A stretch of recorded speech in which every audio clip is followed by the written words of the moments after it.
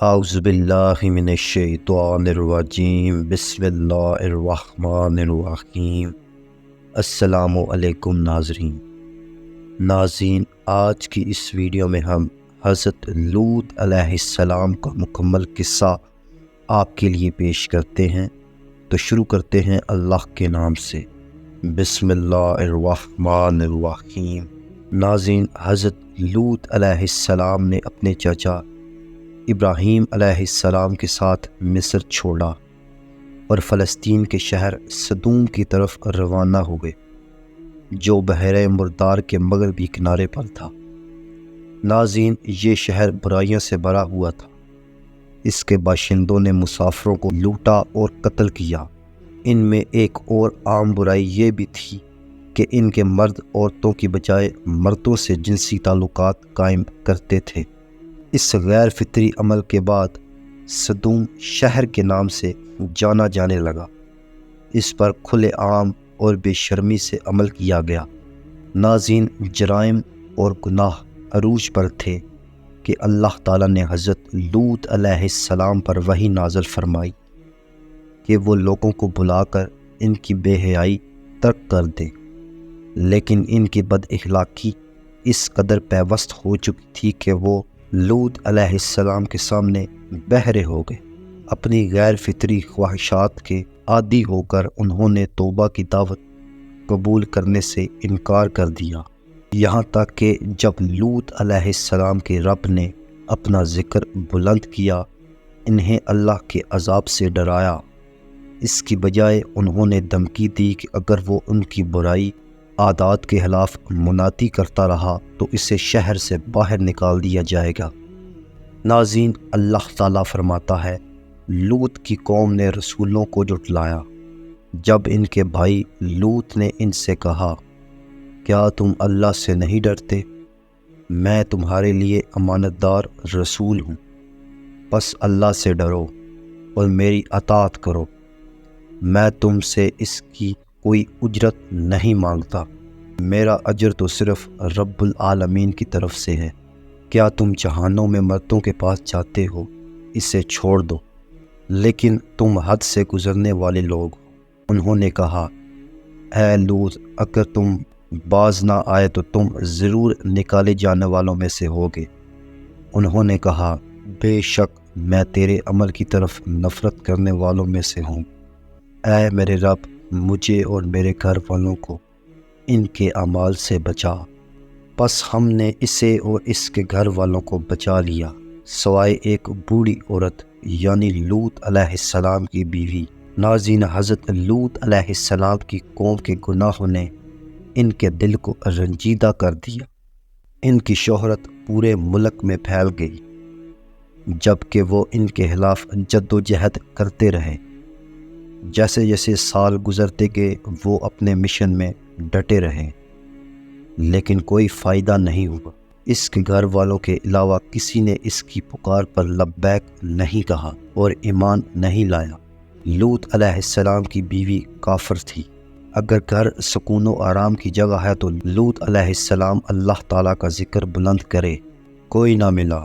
ان کی زندگی مسلسل اذیتوں سے دوچار تھی، لیکن وہ اپنی قوم کے لیے رسول کی حیثیت سے صبر اور ثابت قدم رہے۔ ان کی بات ماننے کی بجائے انہوں نے اس کے پیغام کو جھٹلایا اور اس کا مذاق اڑاتے ہوئے اسے للکارتے ہوئے کہا، ہمارے پاس اللہ کا عذاب لاؤ اگر تم سچوں میں سے ہو۔ ناظرین، مایوسی سے مغلوب ہو کر لوط علیہ السلام نے اللہ کا ذکر بلند کیا، اللہ سے دعا کی کہ وہ اسے فتح عطا فرمائے اور بدعنوانیوں کو تباہ کرے۔ چنانچہ اللہ تعالیٰ نے اس کی دعا کے جواب میں 3 فرشتے جوان خوبصورت مردوں کے بحث میں بھیجے۔ وہ دوپہر کو بستی کی دیواروں پر پہنچ گئے۔ سب سے پہلے جس نے ان کو دیکھا وہ لوط علیہ السلام کی بیٹی تھی، جب وہ دریا سے پانی بھر رہی تھی۔ جب اس نے انہیں دیکھا تو وہ دنگ رہ گئی کہ زمین پر اتنے خوبصورت آدمی بھی ہو سکتے ہیں۔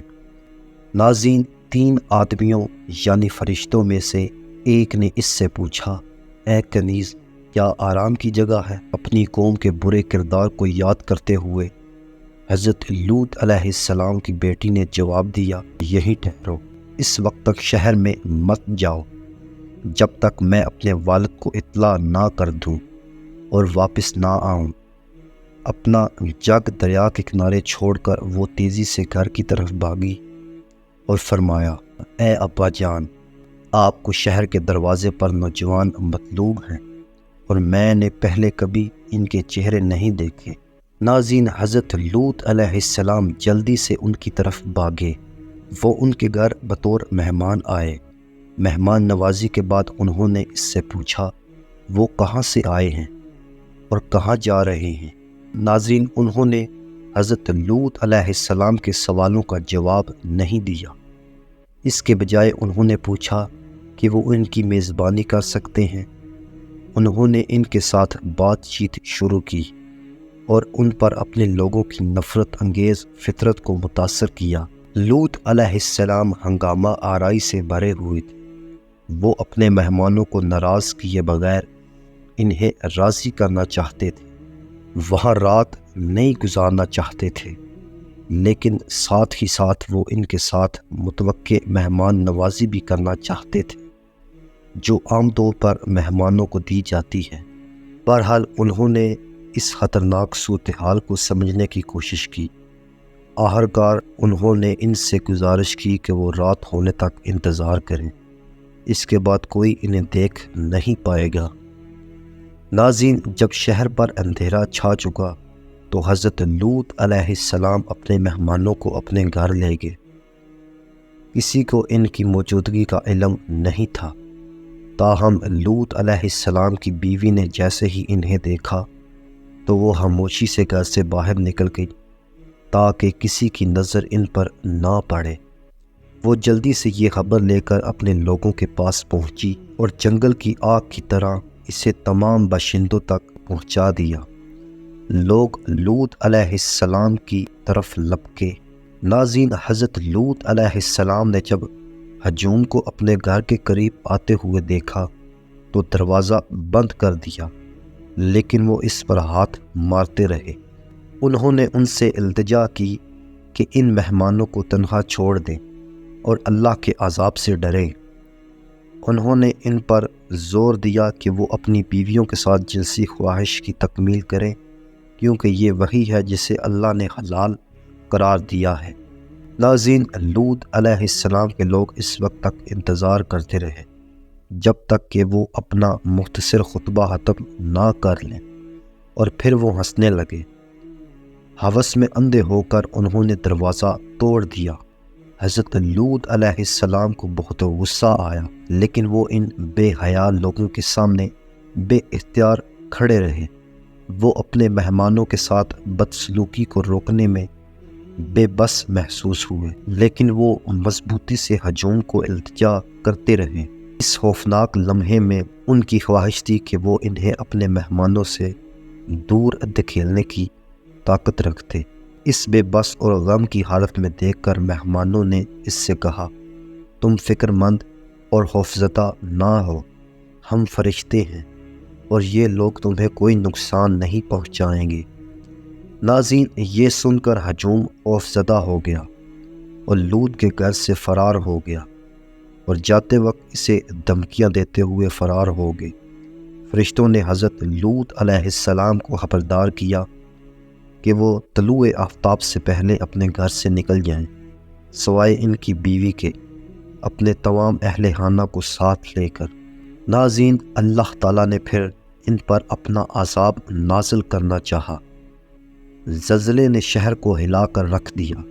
ایسا لگتا تھا جیسے کسی زبردست طاقت نے پورے شہر کو ایک جھٹکے میں اٹھا کر نیچے پھینک دیا ہو۔